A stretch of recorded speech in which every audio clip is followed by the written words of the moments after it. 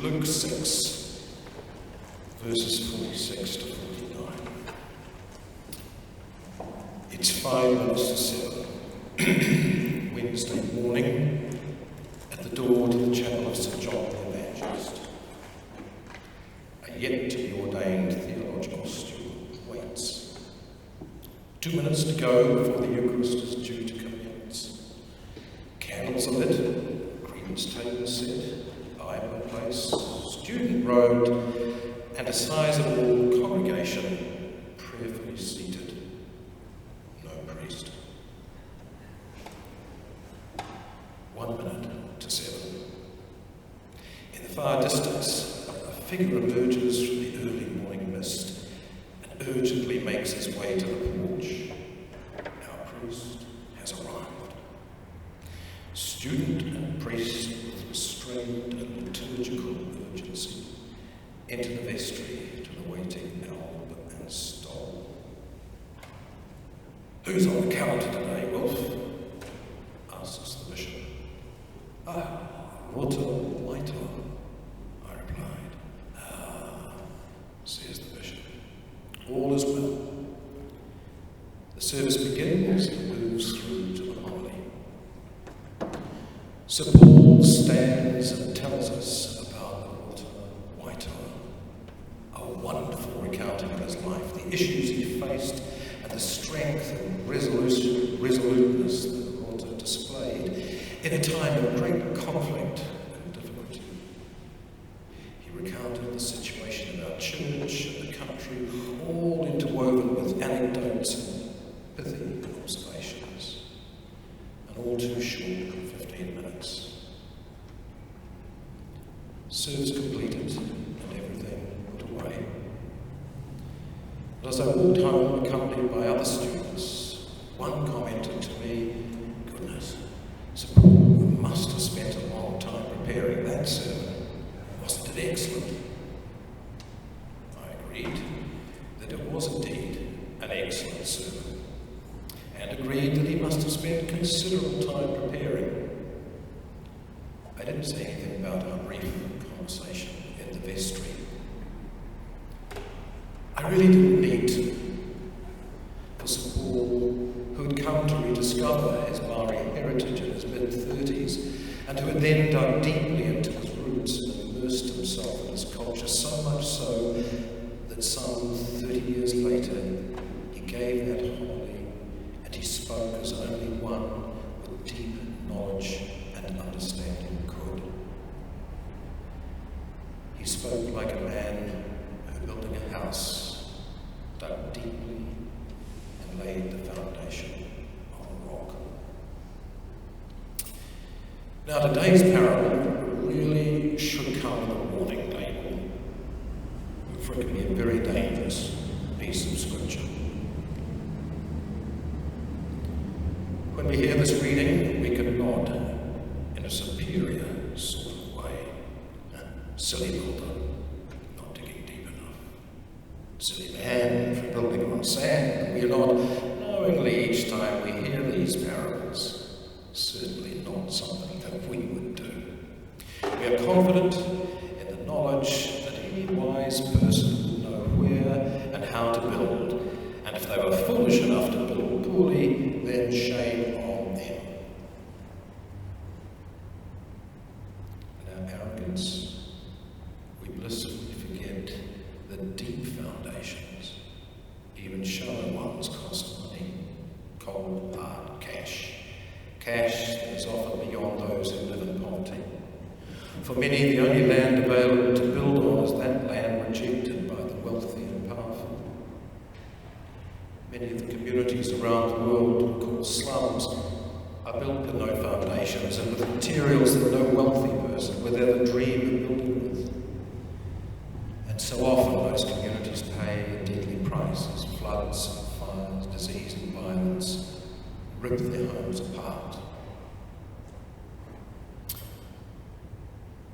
Warning, I guess the label would warn us against potential hubris. Now, the label should also warn us that if we read the text further, we'll be confronted with the central message of Luke at this stage in his gospel. That is, if we hear the words of Jesus as Christians, we are to obey. There's no leeway here. We are to obey. There's no quibbling. If we're followers of Jesus, our actions must match our words, not our behaviours, because that's quite different. Our actions must match our words. Now, today, as you know, is Pouhere Sunday, when we celebrate our Anglican constitution. The pole, or the post which we tie, or wore each tikanga, here, to tie, Pouhere. And we celebrate this day in which we as Anglicans ordered our religious life into 3 tikanga: Māori, Pākehā, Pacifica. We celebrate a constitution that recognises each tikanga as an equal parter in the decision-making process of General Assembly. A constitution that allows for things to be done together and things to be done separately. A constitution that allows for each tikanga to organise its own affairs and to follow different cultural expressions of faith as each tikanga seeks to exercise a collective goal, mission and ministry to God's people. It's a constitution that strives to create a unity that transcends difference, where respect and accountability are the norm. The fact that in 1992 we Anglicans met, agreed on a constitution at all, is surely a reason to celebrate. It took tremendous courage to take our church into this new and for some scary direction, but we did. And with a few glitches along the way, we seem to have created a reasonably firm foundation. This model of governance and way of being, which ties us together and yet doesn't bind or constrict us, is somewhat unique, and one might hope could, as a model, inform the future debate of how we as a nation might rule ourselves. A debate that is surely coming. We're just around the corner from the next election, and already dark clouds seem to be forming. I would imagine that the issue of, for instance, co-governance will become hot, potentially divisive issue, possibly even hot enough now. There will be numerous sides to this debate, if we're lucky enough to have a debate. As one journalist puts it, some will not want a debate, they just want an argument with one outcome. Yet if we are to honour the articles, let alone the spirit of the treaty, we must pursue this issue. Our current situation demands it. The reality of colonisation and the failure to honour the treaty contribute to great inequality. We know this, the prison statistics, the poor health outcomes. And here's the rub. If we hear the words of Jesus as Christians, we are to obey, no quibbling. If we are to be followers of Jesus, our actions must match our words. See, we have the words, they're written in the treaty, and our actions must match those words. Co-governance is a bit being written about it now, and talked about it, but simply I think it can be described as those arrangements for negotiating decision-making between iwi, other groups, central and local government, particularly though not exclusively in relation to natural resources. As in other contentious issues put to the nation, the debate runs the risk of quickly polarising, which leads, of course, to political timidity as parties succumb to vote watching rather than trusting in the good sense of the electorate. We did it once with a referendum around MMP, and we failed recently in how we handled the question of marijuana. The strange thing about this issue is that we already have numerous examples of co-governance in one form or another. some arrangements are mandated in law through Treaty of Waitangi settlements, and they themselves take a variety of forms, including statutory bodies and trusts. Some, however, are completely voluntary, as for instance the management of Lake Ellesmere. In this situation, the Ellesmere, which I'm quite proud of because it's just around the corner from my home where I at Little River.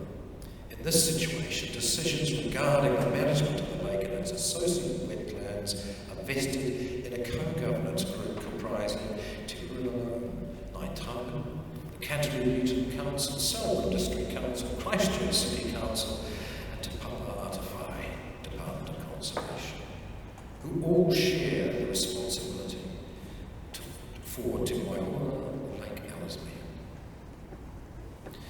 This co-government arrangement is the most significant voluntary iwi Crown agency partnership not directed by treaty settlement in the country, and has worked very well for a number of years.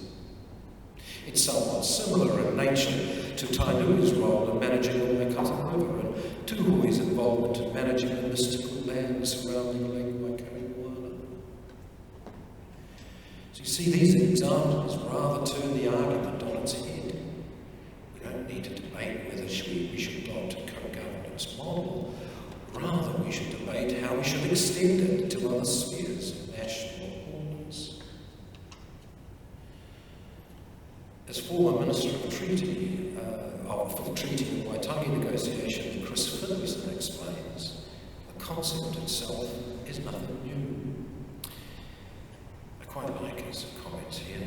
He says it's time to accept it and just go with the flow. While he also says there's room for robust debate about the co-governance model between Crown and iwi and Tapu, Finlay's advice for dealing with the sour right behind the racist resentful rhetoric is, we've just got to leave those losers behind and move on.